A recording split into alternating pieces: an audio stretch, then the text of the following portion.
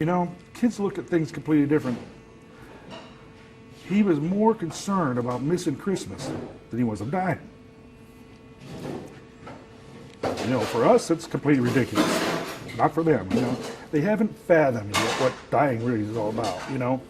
So when I got there, my job was to make sure that he got Christmas, you know. And that's got to be happy and it's got to be a fun time, you know. Hard to do when your family members are just, they're in a bad way right now, you know. And to try to tell him, look, I got to be the happy guy. I got to be the guy that goes in there and makes him feel like he's number one and all that kind of stuff. Now, if you're going to lose it, you know, excuse me, he says, please step out of the room, you know, go out in the hallway and cry or whatever, you know. Afterwards, I'll sit out there, I'll cry with you, you know, but I can't have you doing that here, you know. So if you think you're going to lose it, just leave the room, you know. But until then, you're fine, you know. So I walk in there, and the mother had given me a gift to give to him, something he was always wanting, Paw Patrols, you know. So I walk in, and he is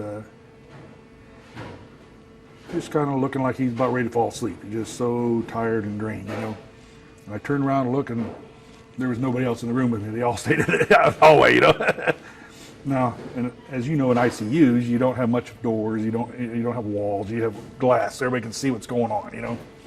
So I could still see him out there, and that was bothering me. So I kind of went up on the table or on the bed with him and sat down with my back towards the windows, you know. And all you can do is you have to start off that jolly voice, you know, that kind of stuff, you know. Since, you know, what's this I hear you're going to be missing Christmas this year? Yeah, you tell me I'm dying. Really? Well, you're not going to miss Christmas. Y'all's already had your present already. We knew you wanted this for a long period, or a long time. And he's like, really? Yeah, sure. And I got it right here for you. And brought it up to him, and he could barely unwrap it, you know. So I helped him. And he saw the Paw Patrols, and that put a grin on his face, you know, and he kind of laid back in the pillow. And he just kind of looked at me and says, no. He says, they tell me I'm dying. I says, you know, he just kind of looked like he had that look on his face, like he wasn't really grasping it, you know. And I'm like, can you do me a favor? And he goes, sure. But he was just like that, you know, sure, you know, that kind of thing. He says, you get up those pearly gates, you just tell them you're Santa's #1 elf. You're like, I am?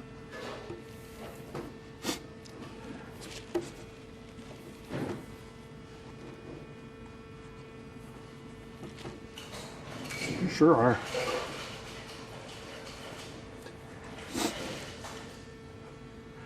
They'll let you in. I'm sure they'll let you right in. He goes, they will? I said, I know it. So he just came up and he gave me a big hug. I had a hold of him and he just kind of looked up at me and he says, Santa, can you help me?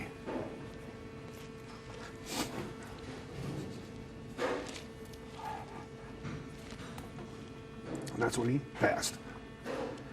I just felt him go limp. I didn't know if he passed out or me. And I looked at him and he was all sucked in. And I kind of looked back to the window. And that's when the mother started yelling and screaming, no, no, not yet. So